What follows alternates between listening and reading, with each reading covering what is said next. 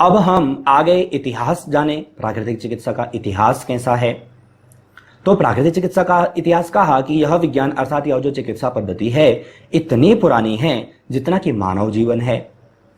कहने का तात्पर्य है कि जब से मनुष्य जीवन चला आया है तब से यह प्राकृतिक चिकित्सा पद्धति का निर्माण अर्थात यह चिकित्सा पद्धति भी आई है। प्राचीन समय से हमें यह जो चिकित्सा पद्धति है यह देखने को मिल रही है। कैसे, तो यहां पर आप देखेंगे कहा प्राचीन काल से ही, जैसे कि तीर्थ स्थानों में घूमना, तीर्थों का भ्रमण करना, या फिर नदी तट आश्रमों में रहना, नदी के किनारों पर रहना, आश्रमों में रहना, है ना, या फिर उपवास इत्यादि करना, या फिर पेड़ पौधों एवं सूर्य तथा अग्नि की पूजा करना।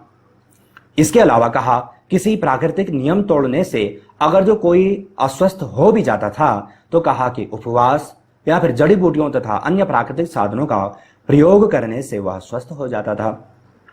तो प्राकृतिक चिकित्सा का इतिहास हम यहाँ पर देखें तो कहा कि यह जो चिकित्सा पद्धति है एक अत्यंत प्राचीन चिकित्सा पद्धति अर्थात जब से मनुष्य जीवन चला आया है तब से यह चिकित्सा पद्धति है।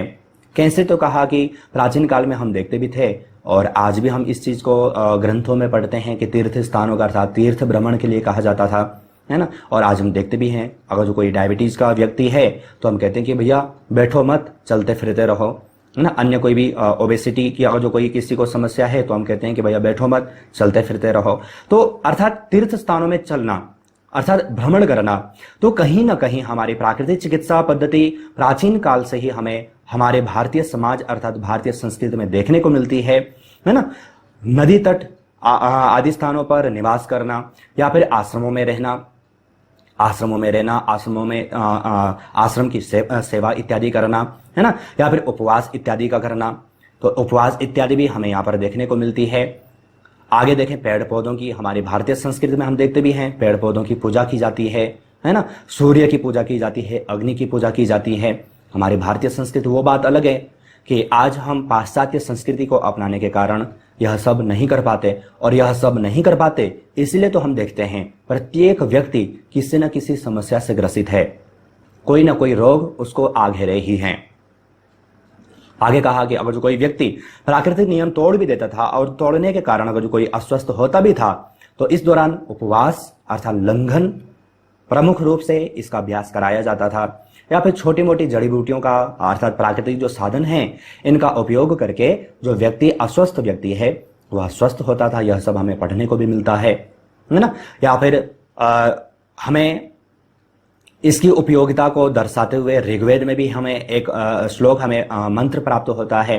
कहा यहाँ पर जल की उपयोगिता को दर्शाते हुए ऋग्वेद में कहा गया है, कहा एक मंत्र यहाँ पर है, आपो इदा उभेश जो रायो अभिव वातकी आपस सर्वस्य भेषज स्तास्तु कृष्णांतु भेषज।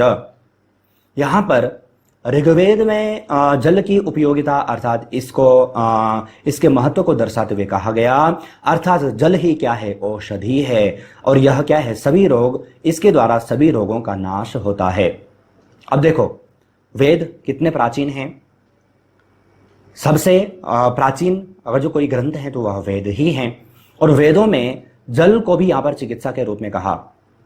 तो जल चिकित्सा, तो इससे हमें समझ में आता है कि यह नेचुरोपैथी अर्थात प्राकृतिक चिकित्सा कितनी प्राचीन पद्धति है।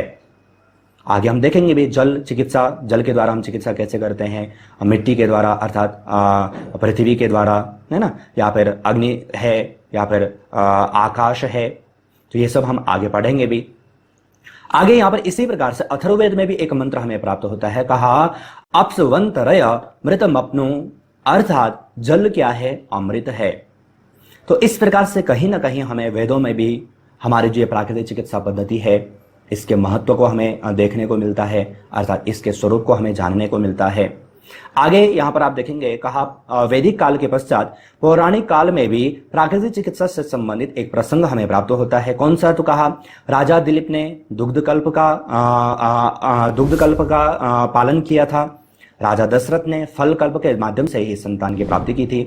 तो ये कल्प अर्थात उपवास, पूरा जीवन कैसे जिए, अर्थात दुग्ध के द्वारा, दुग्ध पर ही अपनी आजीविका चलाई, और फल पर ही अर्थात फल पर ही जीवित रहे, है ना। जीवित रहेगा तात्पर्य ऐसा नहीं कि पूरा आजीवन ही, अर्थात कुछ समय तक इनका पालन किया। अर्थात उपवास का पालन किया। तो ये हमें यहां पर जानना है। तो यहां पर भी हमें लंघन के बारे में यहां पर जानने को मिलता है। कहा उस समय उपवास को बेजोड़ औषधि माना जाता था। तो वैदिक काल के पश्चात पौराणिक काल में भी जो उपवास है अर्थात जो लंघन है, इसे हर समस्या के रूप में हम देखते थे कि इसे महाऔषधि के रूप में जाना जाता था। आज भी हम देखते हैं घरों में जब कोई बूढ़े व्यक्ति होते हैं तो वो आज भी अगर जो किसी को अपच या फिर इत्यादि समस्या आती हैं तो वह कहते हैं कि भैया भोजन मत करो, उपवास करो। तो क्यों? क्योंकि उनको मालूम है।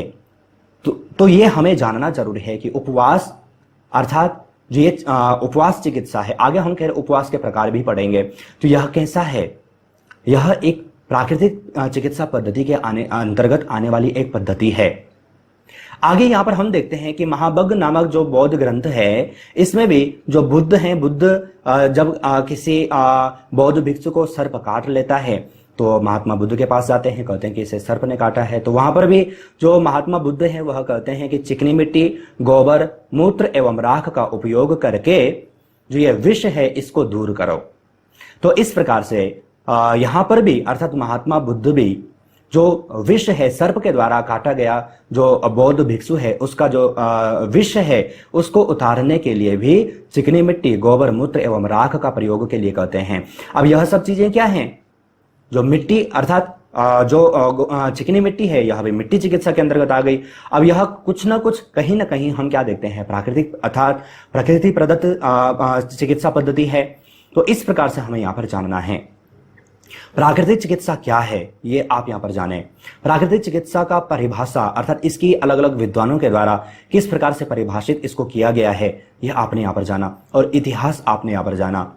तो इस प्रकार से हमें यहां पर जानना जरूरी है प्राकृतिक चिकित्सा किसे कहते हैं, इसकी परिभाषाएं क्या हैं, इसका इतिहास क्या रहा है ना। आज हम देखते भी हैं, आज यही जब चिकित्सा पद्धति धीरे धीरे जब भारतीय समाज में लुप्त होती गई, फिर पाश्चात्य विद्वानों ने इस पर रिसर्च किए और आज हम इनके जनक के रूप में हम पाश्चात्य विद्वानों को ही मानते हैं, जबकि यह प्राचीन रूप में देखा जाए तो भारतीय चिकित्सा पद्धति ही है।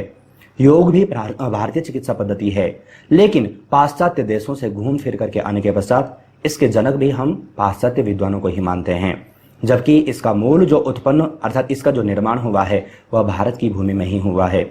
लेकिन यह कहीं ना कहीं हमारा ही दुर्भाग्य है,